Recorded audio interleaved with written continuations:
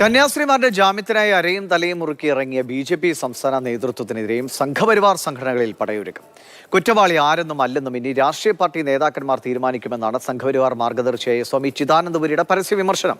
കേന്ദ്ര സർക്കാരിൽ സമ്മർദ്ദം ചെലുത്തി ജാമ്യം നേടിയെന്ന് രാജീവ് ചന്ദ്രശേഖർ ക്രെഡിറ്റ് എടുക്കുമ്പോൾ രാഷ്ട്രീയ സമ്മർദ്ദം കേസിന്റെ മെറിറ്റിനെ ബാധിക്കുന്നത് തെറ്റായ കീഴ്വഴക്കമാണെന്ന് ഹിന്ദു ഐക്യവേദിയും തുറന്നടിക്കുന്നു.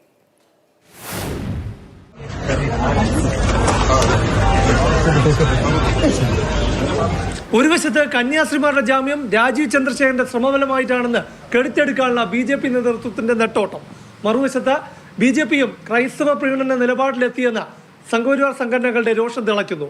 സ്വാമി ചിദാനന്ദപുരിയുടെ വിമർശനത്തോടെ ബി.ജെ.പിക്ക് താങ്ങാവുന്നതിലും അപ്പുറമാണ്. RSS നയിക്കുന്ന സംഘപരിവാർ സംഘടനകൾക്ക് എതിർവാദമില്ലാത്ത ശബ്ദമാണ് സ്വാമി ചിദാനന്ദപുരിയുടേത്. RSS മാർഗദർശിയായ ചിദാനന്ദപുരി ഫേസ്ബുക്ക് പേജിലൂടെ മൗനം വെടിഞ്ഞു.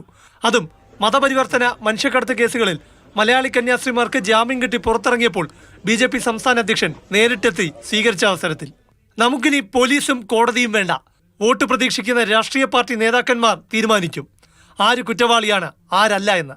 UDF LDF നേതാക്കൾക്കൊപ്പം ബി.ജെ.പിയും പ്രീണന രാഷ്ട്രീയത്തിന് ഇറങ്ങിയെന്ന വിമർശനം സംഘപരിവാർ സംഘടനകളിലും ബി.ജെ.പിക്കുള്ളിലും ശക്തമായിരിക്കെ ഉന്നം വച്ചുള്ള പരിഹാസമാണ്. ചിദാനന്ദപുരിയുടെ വാക്കുകൾക്ക് എതിർ സ്വരങ്ങൾ ഉണ്ടാകില്ലെന്ന് മാത്രമല്ല, ഏറ്റെടുത്തുള്ള കടന്നാക്രമണങ്ങളും ബി.ജെ.പി. നേതൃത്വം നേരിടേണ്ടി വരും. ഹിന്ദു ഐക്യവേദി നിർത്തുന്ന ലക്ഷണമില്ലെന്ന് മാത്രമല്ല, വിമർശനം ശക്തമാക്കുകയും ചെയ്തു. കന്യാസ്ത്രീമാരുടെ ജാമ്യം കേന്ദ്ര സർക്കാരിൽ ഇടപെട്ട് നേടിയെടുത്തതാണെന്ന രാജീവ് ചന്ദ്രശേഖരന്റെ അവകാശവാദം തന്നെയാണ് ഹിന്ദു ഐക്യവേദിയുടെ ആയുധവും. അതുകൊണ്ട് തന്നെ രാജീവ് ചന്ദ്രശേഖരനെ ഉന്നമിട്ട് പലവിധ വിമർശനങ്ങളാണ്. രാഷ്ട്രീയ സമ്മർദ്ദം ഒരു കേസിന്റെ മെറിറ്റിനെ ബാധിക്കാൻ പാടില്ലാത്തതാണ്. അന്വേഷണം പൂർത്തിയായതായി പോലീസ് പറഞ്ഞിട്ടുമില്ല. ഭാവിയിൽ ഈ ജാമ്യം ഒരു കീഴ്വഴക്കമായി മാറാമെന്ന ഹിന്ദു ഐക്യവേദിയുടെ വിമർശനം ബി.ജെ.പി. നേതൃത്വത്തിനുള്ളതാണ്. മതപരിവർത്തനത്തെ ശക്തമായി എതിർക്കുന്ന സമീപനത്തിൽ നിന്ന് ഹൈന്ദവ സംഘടനകൾ ഒരു ഇഞ്ച് പുറകോട്ട് പോവില്ല. അത് ഏതെങ്കിലും പ്രസ്ഥാനത്തിന് ദോഷകരമാവുമോ അല്ലെങ്കിൽ ഗുണമാവോ എന്ന് ചിന്തിച്ചുകൊണ്ട് ഞങ്ങൾ നിലപാട് പറയാം. കോടതി നടപടികളിലേക്ക് ഇടപെട്ട് ഈ കന്യാസ്ത്രീകൾക്ക് ജാമ്യം കിട്ടുന്ന തരത്തിൽ പ്രോസിക്യൂഷനെ സ്വാധീനിക്കാൻ ശ്രമിച്ചിട്ടുണ്ടെങ്കിൽ അങ്ങനെ ഇല്ല എന്ന് പറയേണ്ടത് അതിന്റെ ബന്ധപ്പെട്ടവരാണ്.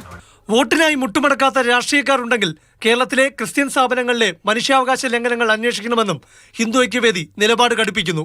ഇത് ക്രൈസ്തവ സഭകൾക്കും ബി.ജെ.പി. നേതൃത്വത്തിന് നേരെയാണ്. ബി.ജെ.പിയും ന്യൂനപക്ഷ പ്രീണന പാർട്ടിയായി മാറിയെന്ന വിമർശനം സംഘപരിവാർ അനുകൂല തീവ്ര ഹിന്ദു നിലപാടുകാരെ സ്വാധീനിച്ചു കഴിഞ്ഞു. തദ്ദേശ തെരഞ്ഞെടുപ്പ് ലക്ഷ്യമിട്ട് ക്രൈസ്തവ വോട്ടിനായി നേതൃത്വം നെട്ടോട്ടമോടുമ്പോൾ കയ്യിലുള്ള ഹിന്ദു വോട്ട് പോകുമെന്ന മുന്നറിയിപ്പാണ്. താഴെത്തട്ടിലേക്ക് വ്യാപിച്ചിരിക്കുന്ന ഈ അവിശ്വാസം പരിഹരിക്കൽ ബി.ജെ.പി. നേതൃത്വത്തിന് കീറാമുട്ടിയുമാണ്. പ്രശാന്ത് കൃഷ്ണ, മാതൃഭൂമി ന്യൂസ്, തിരുവനന്തപുരം.